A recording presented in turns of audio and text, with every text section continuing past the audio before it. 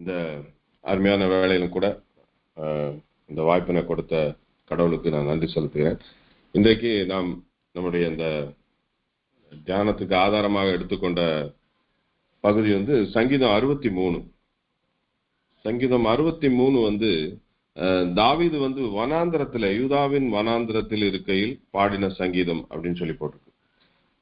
வேத பண்டிதர்கள் என்ன சொல்றாங்கன்னா, அப்சலோம் தாவீதை விரட்டி விட்டு அங்கு அவன் சிங்காசனத்தை எடுத்துக்கொண்ட போது அவரு அந்த வனாந்திரங்கள்ல இருக்கிறாரு. அந்த சூழ்நிலைகள்ல அவர் இந்த சங்கீதத்தை பாடி இருக்கலாம் அதுதான் அப்படின்னு சொல்லி வேத பண்டிதர்கள் கருதுகிறார்கள்.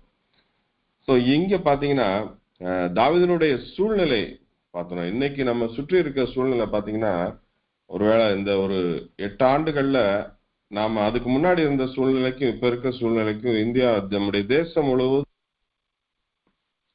எப்படின்னா விதமான மாற்றம் அப்படின்னு சொன்னா,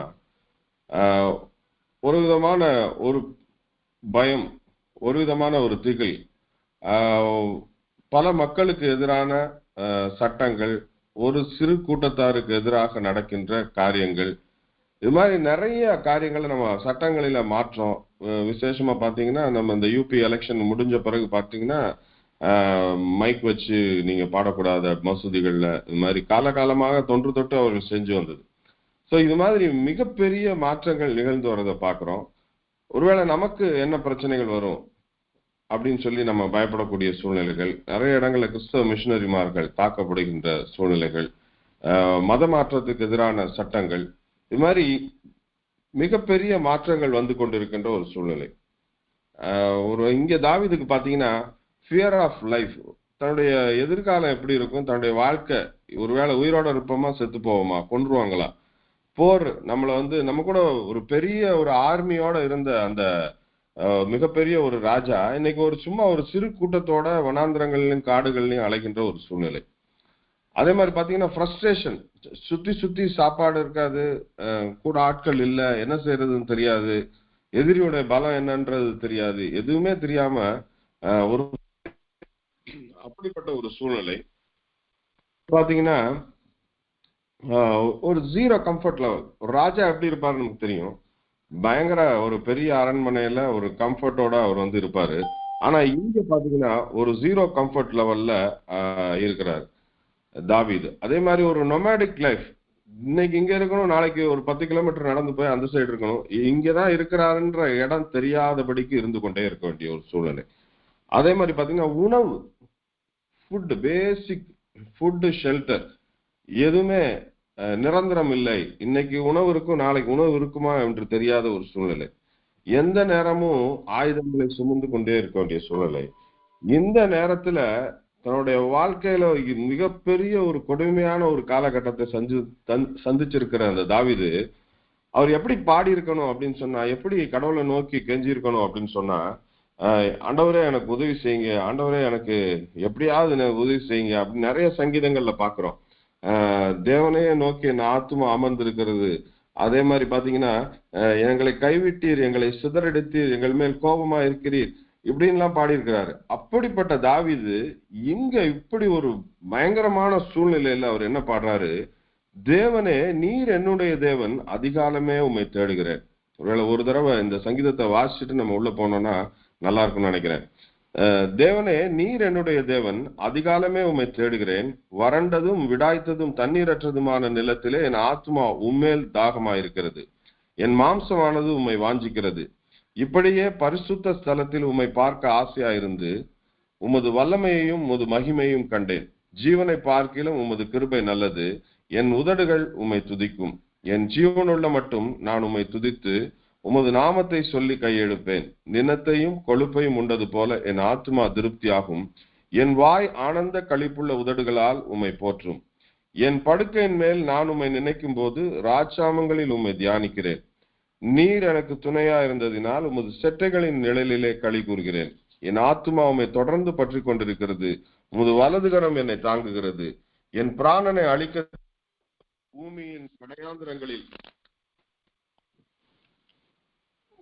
பூமியின் தாழ்விடங்களில் இறங்குவார்கள். அவர்கள் பட்டயத்தால் விழுவார்கள், நரிகளுக்கு இரையாவார்கள். ராஜாவோ தேவனில் களி கூறுவார்.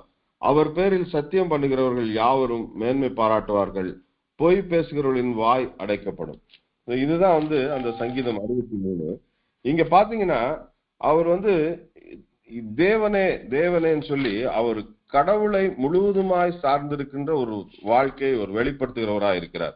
நீங்க பாத்தீங்கன்னா என் தேவனே அப்படின்னு சொல்றாரு. நீரே என் தாகம், நீரே என் துதி, நீரே என் மன திருப்தி, நீரே என் தியானம், நீரே என் துணை, நீரே என் ஆதாரம், நீரே என் பாதுகாப்பு, நீரே என் மன மகிழ்ச்சி அப்படின்னு சொல்லி ஒவ்வொரு வசனத்திலையும் அவர் சொல்லிக்கொண்டே வருவதை நாம் பார்க்கின்றோம். ஒருவேளை இன்னைக்கு நம்முடைய சூழ்நிலை எப்படிப்பட்ட சூழ்நிலையானா இருக்கலாம். ஒருவேளை தொடர்ந்து தோல்விகள் இருந்து கொண்டே இருக்கின்ற சூழ்நிலை, ஒருவேளை பிள்ளைகளுக்கு பெண் அல்லது மாப்பிள்ளை பார்க்கின்ற சூழ்நிலை, தொடர்ந்து சரியான ஒரு வரன் அமையல, பிள்ளைகளுடைய வாழ்க்கை என்ன ஆகும், பிள்ளைகளுடைய வேலை கிடைக்காத ஒரு சூழ்நிலை, ஒருவேளை வேற பிள்ளைகளுடைய எதிர்காலத்தை பற்றிய எண்ணங்கள், இது மாதிரி நமக்கு ஒரு பயமான சூழ்நிலை, கடன் அதிகமா இருக்கின்ற சூழ்நிலை, அல்லது வியாதிகள் உள்ள ஒரு வாழ்க்கை, அந்த மாதிரி ஒரு சூழ்நிலை, என்ன அடுத்து என்று தெரியாத ஒரு சூழ்நிலையா கூட இருக்கலாம். ஆனால் இங்கே தாவீது என்ன சொல்றாரு அப்படின்னு சொன்னா, தேவனே நீர் என்னுடைய தேவன். அதுதான் அவருடைய முதல் வார்த்தை. இந்த சங்கீதத்தை பத்தி ஜான் கிரைசோட்டோம் அப்படின்னு சொல்ற வேத விற்பனர் என்ன சொல்றாரு, the spirit and soul of the whole book of Psalms is contracted into this psalm அப்படின்னு சொல்றாரு. இந்த சங்கீத புத்தகத்தின் மொத்த சாராம்சமும் இந்த 63ஆம் சங்கீதத்திலே அவர் தாவீது சொல்லுகிறார் என்று இந்த ஜான் கிரைசோட்டம் சொல்கிறார். அப்ப மொத்த சங்கீதத்தின் ஒரு சாராம்சமாக இந்த சங்கீதத்தை தாவீது எழுதியிருக்கின்றார். சோ எப்படிப்பட்ட ஒரு பிரஷர் சிச்சுவேஷன், சாதாரணமான ஒரு சூழ்நிலையில எழுதல, அடுத்து என்னன்னு தெரியாது, இனிமே உயிரோட இருப்பாமான்னு தெரியாது, நாளைக்கு அடுத்த நிமிடம் என்னன்னு தெரியாது, அப்படிப்பட்ட ஒரு மிகப்பெரிய ஒரு பிரஷர் சிச்சுவேஷன்ல தாவீது என்ன பண்றாரு, he is not seeking God's help but he is seeking God. கடவுளுடைய உதவியை அவர் தேடவில்லை, கடவுளை தேடுகிறவராக இருக்கிறார். ஒருவேளை நம்முடைய வாழ்க்கையில நாம் பிரச்சனையான சூழ்நிலையில கடவுளுடைய உதவியை தான் நம்ம நாடுறோம். ஆனால் எந்த நேரமும் கடவுளை தேடுகின்றவராக இங்கே தாவீது இருப்பதை நாம் பார்க்கின்றோம். சாக்ரட்டிஸை பத்தி நம்ம ஒரு சின்ன கதை கேள்விப்பட்டிருப்போம். ஒரு இளைஞன் சாக்ரட்டிஸ்ட நான் உங்கள்கிட்ட நான் டிசைபிளா வரணும் அப்படின்னு சொல்லி கேட்க போனானா. அப்ப சாக்ரட்டிஸ் அவனை ஒரு நீர்நிலைக்கு அழைச்சிட்டு போய் அந்த நீர்நிலையில அவனை நடுவுல கூட்டு போய் அவனை அப்படியே முங்கி தலைய அமிழ்த்தி பிடிச்சுக்கிட்டாரான். கொஞ்ச நேரம் கழிச்சு அவனுக்கு மூச்சு விட முடியாம அவன் தன்னை முழு பலத்தோட உதறி விட்டு வெளியே வந்தானா. அப்ப சாக்ரட்டிஸ் என்ன சொல்றாரா, you should seek truth as much as you desire your life. உண்மையை நீ எப்படி தேடணும்னா, எப்படி உன் உயிர் போயிரும்னு நீ இப்ப வெளியே வந்தியோ அது மாதிரி தேடினா தான் நீ என் கூட இருக்க முடியும்னு சொன்னாரா. ஒருவேளை சங்கீதக்காரன் அதே வண்ணமாக ஆண்டவரை தேடுகிறவராக இருக்கிறார். முதலாவதாக முதல் வசனத்துல நம்ம பார்க்கிறோம், தேவனே நீர் என்னுடைய தேவன், அதிகாலமே உம்மை தேடுகிறேன். நீர் என்னுடைய தேவன். முதல்ல he owns God. முதலாவதாக நீர் என்னுடைய தேவன். உங்ககிட்ட போகாம யார்கிட்ட சாமி போவேன், உங்ககிட்ட போகாம யார்கிட்ட நான் போக முடியும், உங்களை தான் நான் கேட்க முடியும்.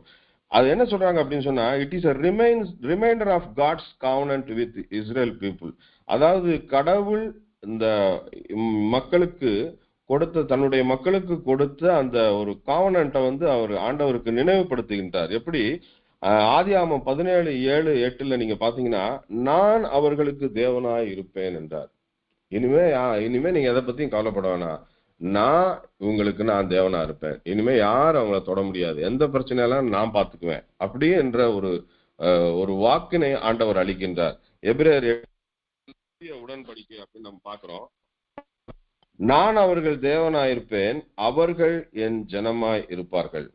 அப்ப ஒருவேளை நம்முடைய வாழ்க்கையிலும் ஒருவேளை எம்டினஸ் இருக்கலாம், அல்லது பிரச்சனைகள் இருக்கலாம், பலவிதமான சூழ்நிலைகள், நெருக்கங்கள், எந்த விதமான பிரச்சனையா இருந்தாலும் நான் அவர்கள் தேவனாய் இருப்பேன் என்பதை ஆண்டவருக்கு நினைவுபடுத்துகிறவர்களாய், நீர் தேவனே, நீர் என்னுடைய தேவன், நீங்க தான் சாமி என்னுடைய கடவுள், நான் உங்ககிட்ட போகாம யார்கிட்ட போவேன் அப்படின்னு தான் சங்கீதக்காரன் சொல்றாரு. முதலாவது அவருடைய மை காட், என்னுடைய தேவன். இரண்டாவதாக பார்க்கும்போது அவர் என்ன சொல்றாரு, அதிகாலமே உம்மை தேடுகிறேன், வறண்டதும் விடாய்த்ததும் தண்ணீரற்றதுமான நிலத்திலே உம்மேல் தாகமாயிருக்கிறேன்.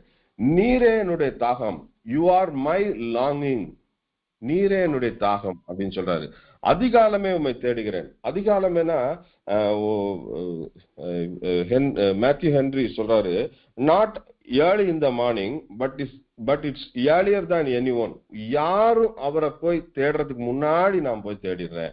எந்த பிரச்சனை வந்தாலும் வேற யாரையும் போய் பாக்குறதுக்கு முதல்ல நான் தேடுறேன். நிறைய நேரம் டாக்டர்கிட்ட போகும்போது, இன்னொரு இவ்வளவு நாள் கழிச்சு வந்திருக்கீங்க, முன்னாடியே வந்திருந்தீங்கன்னா உங்களுக்கு ஈஸியா சுகம் கிடைச்சிருக்கும், அல்லது இதை சரி பண்ணிருக்கலாம்னு சொல்லுவாங்க. அப்ப எந்த பிரச்சனையும் சின்னதா இருக்கும் போதே நான் அவரை தேடுறேன். ஏர்லி அப்படின்னு சொல்றேன். அதிகாலமேன்றது ஆங்கில வேதாகமத்துல பாத்தீங்கன்னா ஏர்லி ஐ சீக் யூ அப்படின்னு இருக்கு. ஏர்லி அதாவது as early as possible. எவ்வளவு சீக்கிரம் முடியுமோ கடவுளை அவர் தேடுகிறவரா. You are my longing.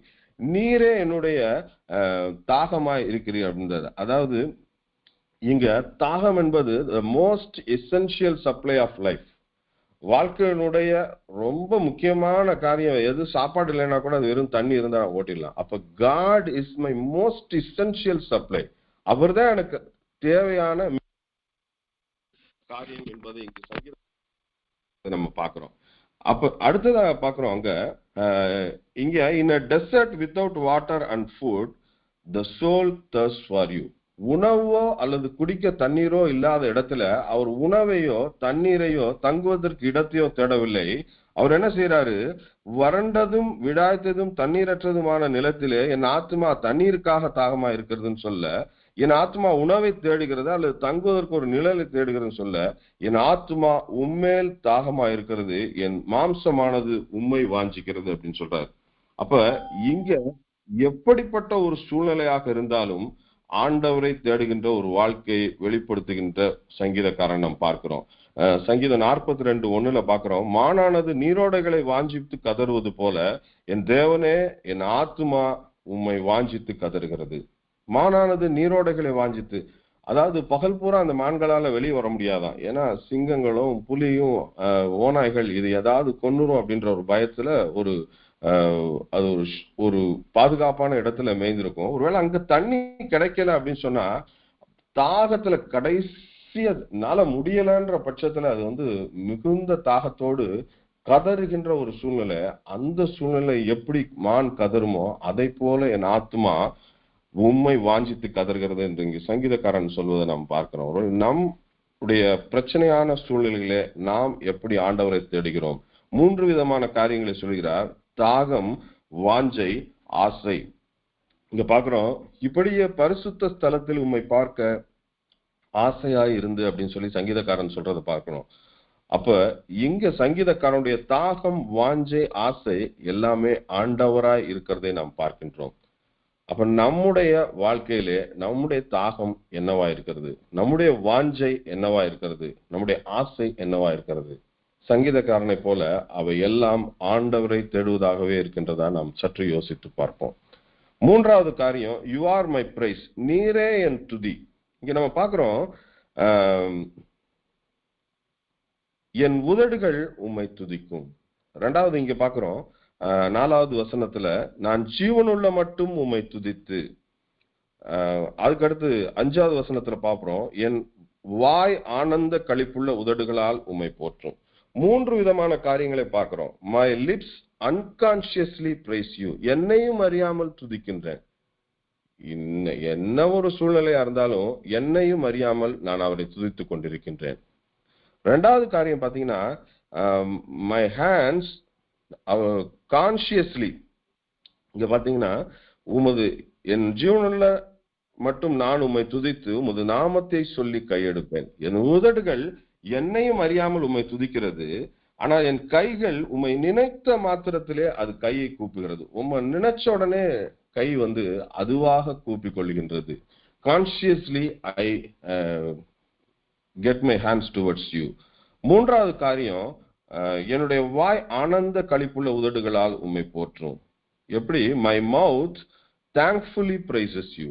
3 காரியங்கள், unconsciously praising God, consciously praising God and thankfully praising God. 3 காரியங்கள் நம்ம இங்க பார்க்கிறோம். அதுதான் இருக்கின்றீர் என்பதை இங்கு சங்கீதக்காரன் சொல்வதை நாம் அதுக்கடுத்து நீங்க அந்த 3வது வசனத்திலே நீங்க தொடர்ந்து பாத்தீங்கன்னா ஜீவனை பார்க்க உமது கிருபை நல்லது. ஒருவேளை life is dearer for me but you are dearer than my life.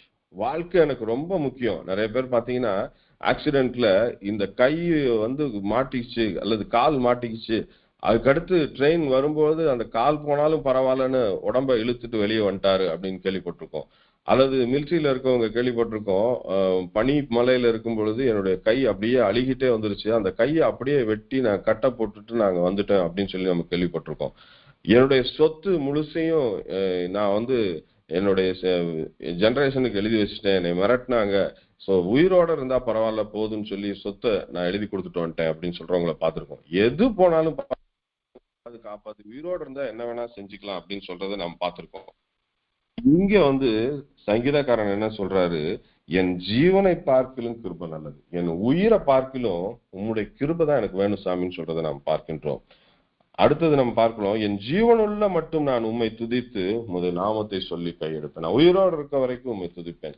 ஒரு செகுலர் பர்சன் தேஜஸ் ஷா என்பவர் சொல்கின்றார், ஒரு செல்வந்தன் வந்து இருந்தானா, a rich man looked through the window and saw a poor man picking something from the dust.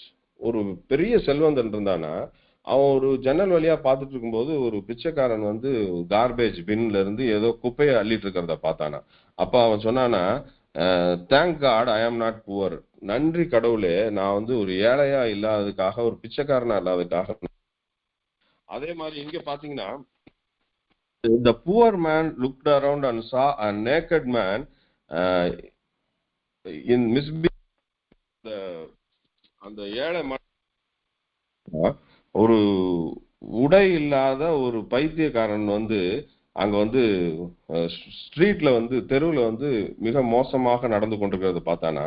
அப்ப சொன்னா, நான் பிச்சைக்காரனா இருந்தாலும் பரவாயில்ல சாமி, இந்த பைத்தியக்காரனை போல இல்லாம நீங்க என்ன நல்ல அறிவோடு சுயநினைவோடு வச்சிருக்கீங்க, அதற்கு நன்றி செலுத்துகிறேன்னு சொன்னானா. அதுக்கடுத்து பாத்தீங்கன்னா கொஞ்ச நேரம் கழிச்சு அந்த பைத்தியக்காரன், the mad man saw an ambulance carrying a sick patient and he thanked God I am not sick. அந்த பைத்தியக்காரன் வந்து ஒரு ஆம்புலன்ஸ் வந்து ஒரு உடல்நிலை சரியில்லாத ஒருவனை வந்து தூக்கிட்டு போறதை பார்த்தானா. அப்ப அவன் சொன்னானா, கடவுளே உமக்கு நன்றி, எனக்கு நல்ல உடல் திடகாத்திரத்தை கொடுத்துருக்கீங்க அப்படின்னு சொன்னானா. அந்த சிக் பர்சன் வந்து ஹாஸ்பிட்டலுக்குள்ள போயிட்டு இருக்கும் பொழுது வெளியே ஒரு டெட் பாடி எடுத்துட்டு வந்தாங்க.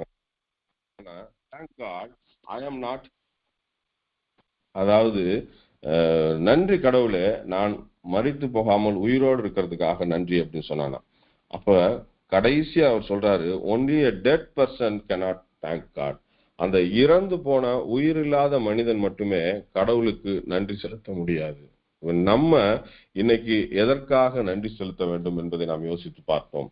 எதற்காக என்று சொல்வதோட எதற்கெல்லாம் நாம் நன்றி செலுத்த வேண்டும். சின்ன சின்ன சின்ன காரியங்களுக்கெல்லாம் நாம் நன்றி செலுத்த கடமைப்பட்டவர்களா இருக்கிறோம். அதுதான் சங்கீதக்காரன் என் ஜீவனுள்ள மட்டும் நான் உம்மை துதித்து என்று கூறுகின்றார். அடுத்தது பார்க்கிறோம், யூ ஆர் மை சாட்டிஸ்பாக்சன்.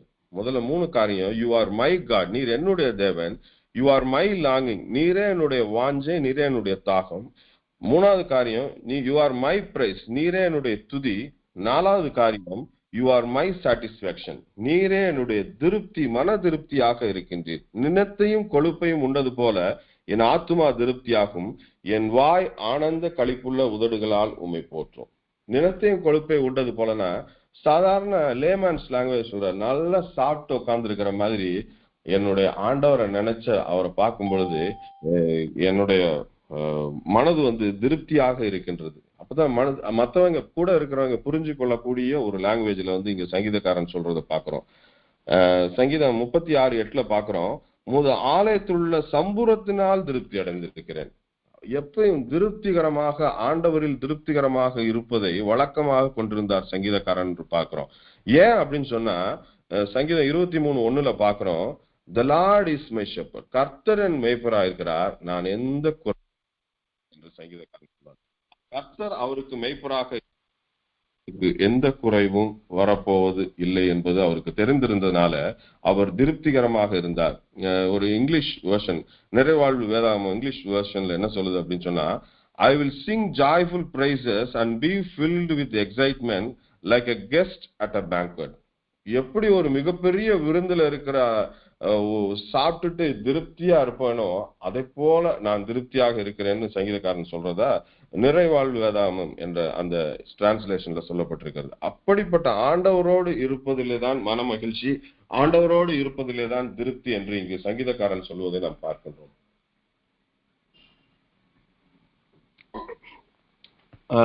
ஐந்தாவது காரியம் பார்க்கிறோம். யூ ஆர் மை மெடிடேஷன், நீரே என் தியானம். என்ன சொல்றாரு? என் படுக்கையின் மேல் உம்மை நினைக்கும் போது ராஜாமங்களில் உம்மை தியானிக்கிறேன். நான் படுத்தாலும் உண்மைதான் நினைச்சிட்டு இருக்கிறேன், ராஜாமம் வரைக்கும் உண்மை நினைச்சிட்டே இருக்கிறேன். அப்ப படுக்கும் போதும் உண்மைதான் நினைச்சிட்டு இருக்கிறேன், continuously till the midnight and crossing the midnight, ராஜாமங்களிலும் உண்மையே நினைத்து கொண்டிருக்கிறேன் ஆண்டவரே அங்கு சொல்றாரு. இங்க பாத்தீங்கன்னா இங்க டிப்ரெஷன், பயம், குழப்பம், அடுத்து என்ன நடக்கும் என்ற சூழ்நிலை, ஒரு ஸ்லீப்லெஸ் நைட்ஸ், இரவுல தூங்க முடியாது, இரவுல ஆயுதங்களோட சுத்தி கொண்டே இருக்க, நைட் வாட்சிங், இரவுல தூரத்துல யார் வருகிறார், என்ன நடக்கிறது என்பதை கண்காணித்து கொண்டே இருக்க வேண்டும், விஜிலண்டா இருக்கணும். இவ்வளவு பிரச்சனைக்கு நடுவுலையும் அந்த பிரச்சனைகள்ல சங்கீதக்காரன் போக்கஸ் பண்ணாம ஆண்டவரை மாத்திரமே அவர் நோக்கி பார்ப்பதை நாம் இங்க பார்க்கணும். You are my meditation. ஒருவேளை சுத்தி உள்ள பிரச்சனைகளை பார்த்தேன்னா உங்களை நான் பார்க்க முடியாம போயிடும். அதற்காக என்னுடைய இதயம் உண்மை மாத்திரம் நோக்கி கொண்டிருக்கிறது. நிறைய நேரங்கள்ல நம்ம சுத்தி உள்ள பிரச்சனைகளை பார்க்கிறோம். My God is bigger than all these problems என்பதை நாம் மறந்து விடுகிறோம். என்னுடைய தெய்வம் இந்த பிரச்சனைகள் எல்லாவற்றையும் உள்ள மிக பெரியவர் என்பதை அநேக நேரங்கள் மறந்துவிட்டு பிரச்சனைகளுடைய வலிமையை பார்க்கின்றோம், ஆனா அவருடைய வலிமையை மறந்து விடுகின்றோம். ஆனா இங்க அத்தனை பிரச்சனைகள் மத்தியிலும் இங்க ஒரு வேத விற்பனர் எழுதுகிறார், he used the night watches. அங்க அந்த இரவு கண்காணிப்பு நேரங்கள்ல அந்த சாலிட்யூட் அண்ட் ஸ்டில்னஸ், தனிமையையும் அமைதியையும் அவர் பயப்படுறதுக்கு யூஸ் பண்ணாம ஆண்டவரை நோக்கி பார்க்க, அவரை தியானிக்க, அந்த அமைதியை அவரை தியானிப்பதை பார்க்கிறோம். இங்க பார்க்கும்போது he remembers God's providences. அந்த நேரத்துல கடவுள் அவருக்கு முன்பு செய்த நன்மைகள், கடவுள் அவருக்கு எவ்வளவு நெருக்கமாக இருந்தார், பற்பல பிரச்சனையான சூழ்நிலைகள்ல கடவுள் எப்படி அவரை மீட்டு கொண்டு வந்தார், எப்படி கடவுளோடு மகிழ்ச்சியாக இருந்த சூழ்நிலைகள் இருந்தது, அந்த காட் மொமெண்ட்ஸ, கடவுளோடு இருந்த நேரங்களை அவர் நினைத்து பார்ப்பதை நாம் பார்க்கின்றோம். எந்த இடத்துல வனாந்திரத்திலே அடுத்து என்ன நிகழும் என்று திகிலடைந்த ஒரு சூழ்நிலையில இப்படிப்பட்டவராக அவருடைய எண்ணமும் இயக்கமும் ஆண்டவராக இருந்ததை நாம் பார்க்கின்றோம். ஆறாவது காரியம், நீரே என் துணை, யூ ஆர் மை ஹெல்ப். நம்ம you are my God, you are my longing, you are my satisfaction, you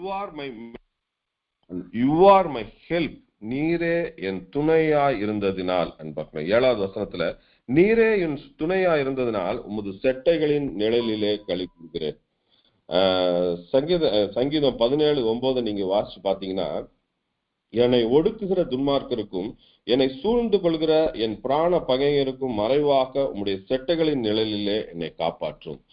அதே மாதிரி சங்கீதம் 57:1 பாத்தீங்கன்னா, எனக்கு இறங்கும் தேவனே எனக்கு இறங்கும், உம்மை என் ஆத்மா அண்டிக் கொள்ளுகிறது, விக்கினங்கள் கடந்து போக மட்டும் ஒரு செட்டைகளின் நிழலிலே நான் அடைவேன் என்று சங்கீதக்காரன் சொல்வதை பார்க்கிறோம். கடவுளை ஒரு மதர்லி ஃபிகர், ஒரு தாயை போன்று அங்கு பார்க்கின்ற ஒரு சூழ்நிலை. அதே போல சங்கீதம் 61:4, சங்கீதம் 91:4, உபாகம் 32:11 இந்த இடங்களில் எல்லாம் கோழி தன் கூட்டை கலைத்து தன் குஞ்சுகளின் மேல் அசைவாடி தன் செட்டைகளை விரித்து அவைகளை எடுத்து அவைகளை தன் செட்டைகளின் மேல் சுமந்து கொண்டு போகிறது போல நான் உங்களை சுமந்து கொண்டேன்னு சொல்லி ஆண்டவர் சொல்றதை நாம் பார்க்கிறோம். இப்ப இங்க செட்டைகளின் நிழல் அல்லது துணை என்பது ஷோஸ் ஹிஸ் பிரசன்ஸ். ஒருவேளை கோழி குஞ்சுகளுக்கு அது மேல நோக்கி பார்ப்பதில்ல, அந்த நிழல் இருப்பதை அது உணரும் போதெல்லாம் ஆண்டவர் கூட இருக்கிறார் என்பதை உணர்கின்றது. எங்கெல்லாம் நமக்கு மன அமைதி இருக்கின்றதோ, எங்கெல்லாம் நாம சேஃபா உணர்கின்றோமோ, எவ்வளவு பிரச்சனைகளுக்கு மத்தியிலும் நமக்கு ஒரு நிம்மதி இருக்கின்றதோ, அங்கெல்லாம் ஆண்டவர் நம்மோடு இருக்கின்றார் என்பதை உணர்வதுதான் யூ ஆர் மை ஹெல்ப், நீரே என் துணை, நீரே இந்த உம்முடைய செட்டையின் நிழலில் நான் களி கூறுவேன். இதைத்தான் இங்க சங்கீதக்காரன் திரும்ப திரும்ப சொல்லுவதை நாம் பார்க்கின்றோம்.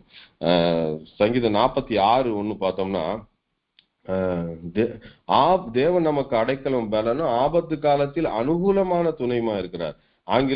இங்கிலீஷ் டிரான்ஸ்லேஷன்ல பார்த்தோம்னா, you are my ever present help, the help is always தேர்.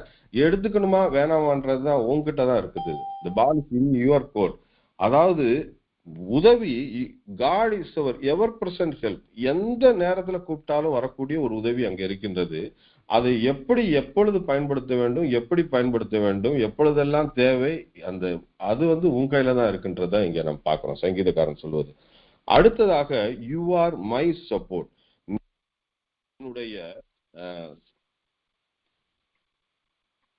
நீரே என்னுடைய ஆதாரம் என்பதை பார்க்கின்றோம். ஆதாரம்னா, ஒருவேளை ஒரு செடிக்கு நீங்க ஒரு கிரீப்பர் பாத்தீங்கன்னா அது வளரவே முடியாது. எப்படி ஒரு கிரீப்பருக்கு ஒரு ஆதாரம் வேணுமோ, ஆண்டவரே எனக்கு ஆதாரமாக இருக்கின்றார். நான் எழுந்து நிற்பதற்கும் நிமிர்ந்து நடப்பதற்கும் என்னுடைய வாழ்க்கை இந்த நிமிடத்திற்கு செல்வதற்கும் ஆதாரம் ஆண்டவராகத்தான் இருக்கின்றார். இங்க பாத்தீங்கன்னா என்ன சொல்றாரு சங்கீதக்காரன், என் ஆத்மா உம்மை தொடர்ந்து பற்றி கொண்டிருக்கிறது, என் ஆத்மா உம்மை தொடர்ந்து. அப்படின்னா என்ன அர்த்தம் அப்படின்னு சொன்னா, whenever I fall, you are there to hold me and support me. எப்பெல்லாம் நான் கீழே விழுறனோ அப்பெல்லாம் நீங்க தூக்கி விடுறதுக்கு நீங்க இருக்கிறீங்கன்ற நம்பிக்கை இருக்கின்றது. தொடர்ந்து பற்றி கொண்டிருக்கிறது அப்படின்னு சொன்னா, அவருக்கு எனக்கும் எந்த விதமான ஒரு இடைவெளியும் கிடையாது. ஹீப்ரூ டிரான்ஸ்லேஷன்ல ஐ ஆம் க்ளூட் வித் மீ, அவரோடு நான் ஒட்டி கொண்டிருக்கிறேன் அப்படின்னு சொல்றதை நம்ம பாக்குறோம். அப்ப ஐ hold you even if I fail to hold you, you will hold me from fall. நான் உங்களை பிடிச்சிட்டே வரேன் சாமி, திடீர்னு நான் விட்டுட்டேன்னா கூட உமது வலது கரம் என்னை தாங்கிறது. வலது கரம்ன்றது இட்ஸ் அ ப்ரிஃபரன்ஷியல் ஹேண்ட். நார்மலா இடது லெஃப்ட் ஹேண்டர்ஸ் தவிர மீதி எல்லாருக்கும் வலது கரம் தான் உடனே வரக்கூடிய ஒரு கரமா இருக்கின்றது. நம்ம ஒருத்தரை வலது கரத்துல நம்ம பிடிப்பது என்பது ரொம்ப ஒரு பாதுகாப்பாக அவர்கள் உணர்வார்கள்.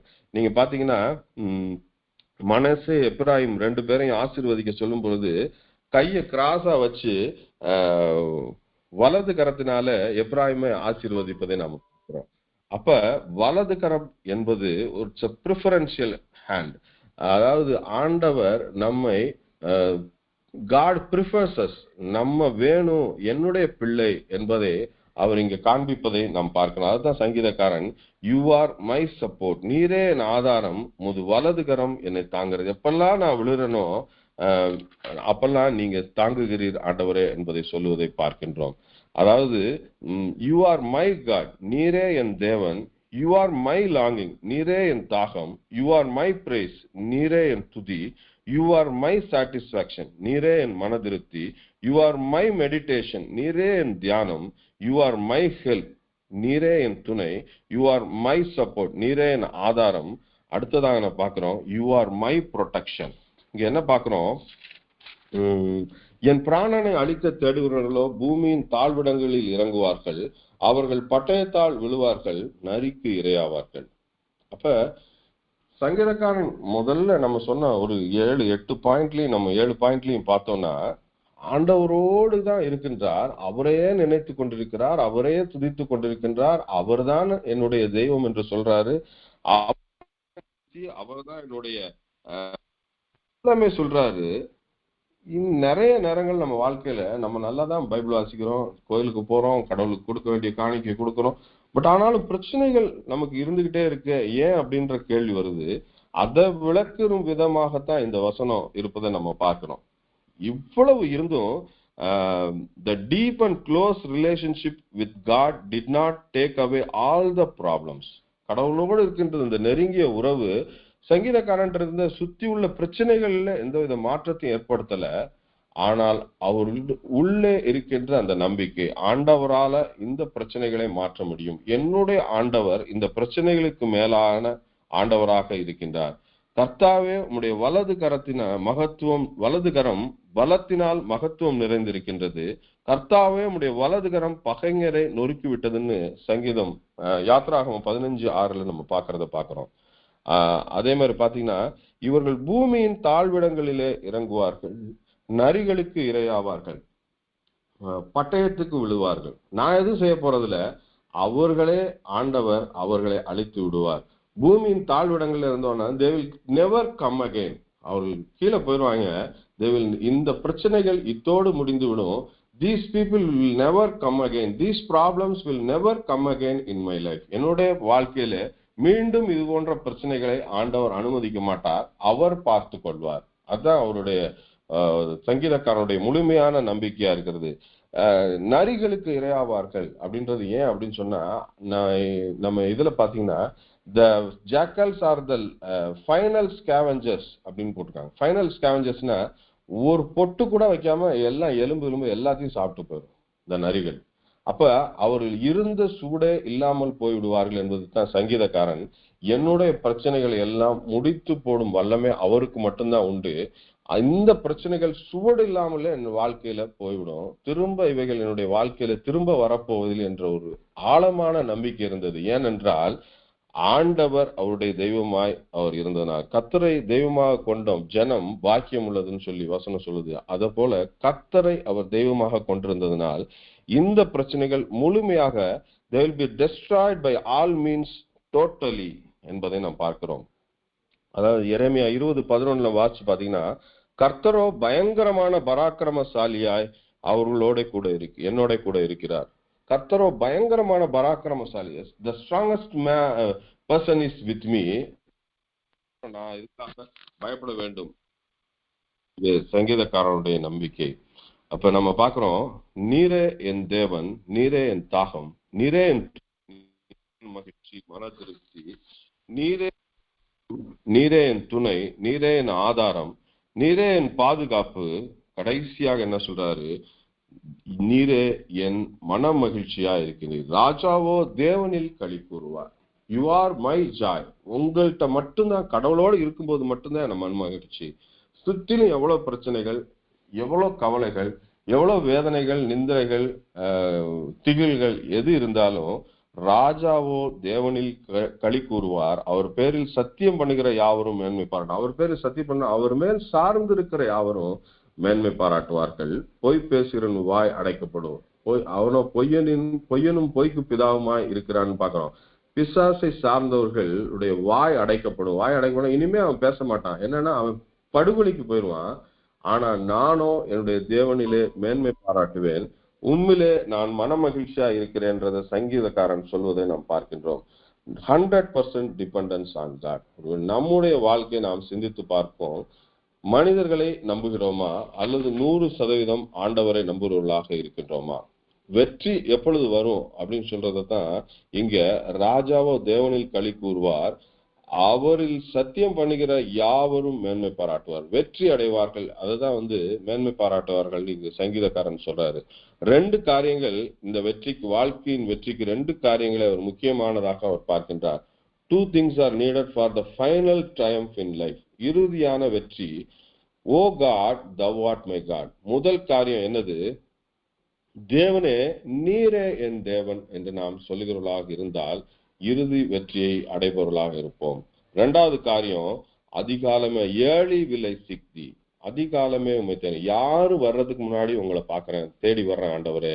எந்த பிரச்சனையும் ஆரம்பிக்கிறதுக்கு முன்னாடியே உங்க பாதத்துல கொண்டு வந்து வைக்கிறேன் ஆண்டவரே. எந்த பிரச்சனையும் பெரிதாவதற்கு முன்பாக மற்றவர்களிடத்துல போய் ஆலோசனை எல்லாம் கேட்டு வர்றதுக்கு முன்னாடியே உங்க பாதத்துல அதை வைக்கிற ஆண்டவரே என்று இங்க சங்கீதக்காரன் சொல்வதை நாம் பார்க்கிறோம். பிஃபோர் ஐ ஸ்டார்ட் எனிதிங், எதையும் துவங்குவதற்கு முன்பாக முதலிலே உம்மிடத்திலே வருகிறேன். இது 2 காரியம். நீரே என் தேவன், ஏழி ஐ சீக் தி, அதிகாலமே உம்மை தேடுகிறேன். 2 காரியங்கள் தான் சங்கீதக்காரனுடைய முழு வெற்றிக்கு காரணமாக இருப்பதை பார்க்கிறோம். சங்கீதக்காரன் ஆண்டவரோடு இருக்கின்ற ஒரு வாழ்க்கையை இங்கே விளக்குகின்றதை நாம் பார்க்கிறோம். நம்ம தீமோத்தேயுல பார்க்கிறோம், அவரோட கூட பாடுபட்டால் அவரோட கூட ஆளுகை செய்வோம். இந்த உலகத்தில் உள்ள பாடுகள் நம்ம ஒண்ணுமே செய்யாது, ஏனென்றால் அவர் மேல சார்ந்திருக்கிறோம். அவரோடு பாடுபடுறோம், அவரோடு நாம் ஆளுகையும் செய்வோம் என்பதை மிக தெளிவாக இங்கு சங்கீதக்காரன் சொல்வதை பார்க்கிறோம். ஒரு சிறிய பாடலை பாடி இந்த தியானத்தை நிறைவு செய்ய நான் நினைக்கின்றேன். அதாவது, எல்லாம் என் இயேசுவே, எல்லாம் அவரே, சிறிதும் பெரிதாயினும் எல்லாம் அவரே, புதிதாய் என் ஜீவியம் மாற்றுகின்றார், எனக்கெல்லாம் இயேசுவே, எனக்கெல்லாமே. என்னுடைய வாழ்க்கை எப்படி இருக்குது? எல்லாம் இயேசுவாக இருக்கும் பொழுது இறுதி வெற்றி நம்மிடத்திலே வந்து சேரும். சுற்றியுள்ள சூழ்நிலைகள் எப்படிப்பட்டதாக இருந்தாலும் அதை மாற்றக்கூடியவர் அவர் ஒருவரே என்பதை நாம் மனதில் கொள்ளவர்களாக இருக்க வேண்டும். நாம் ஜெபித்து தியான பகுதி நிறைவு செய்யும். எங்கள் அன்பும் இரக்கமுள்ள தந்தை, இந்த அருமையான தியான வேலைக்காக நாங்கள் நன்றி செலுத்துறோம்ப்பா. சங்கீதக்காரன் ஒருவேளை நீரே என் தேவன், அவர்கள் என் ஜனமா இருப்பார்கள் என்று நீர் சொன்ன வாக்குத்தத்தை உமக்கு நினைவூட்டுகின்றவராக இருக்கிறதை பார்க்கிறோம் சுவாமி. நாங்களும் ஆண்டவரே அப்பா, நீரே என் தேவன் என்று உண்மை சார்ந்திருக்கிறதாக, நீரே எங்கள் தாகமாக இருக்கத்தக்கதாக, நீரே எங்கள் துதியாக, conscious or unconscious, you are our praise Lord. ஆண்டவரே அப்பா, நீரே எங்கள் மன திருப்தியாக, நீரே எங்கள் தியானமாக, நீரே எங்கள் துணையாக, ஆதாரமாக, நீரே எங்கள் பாதுகாப்பாக, மன மகிழ்ச்சியா இருக்கத்தக்கதாக நீர் எங்களோடு இருக்க வேண்டுமாய் கெஞ்சிரோம். நாங்கள் உண்மையில் சார்ந்து வாழ எங்கள் கற்றுக் கொடுங்க. எல்லா காரியத்தையும் கரத்துல தாழ்த்தி ஒப்படைக்கிறோம். இயேசு மூலம் ஜெபங்களும் நல்ல பிதாவே, ஆமேன்.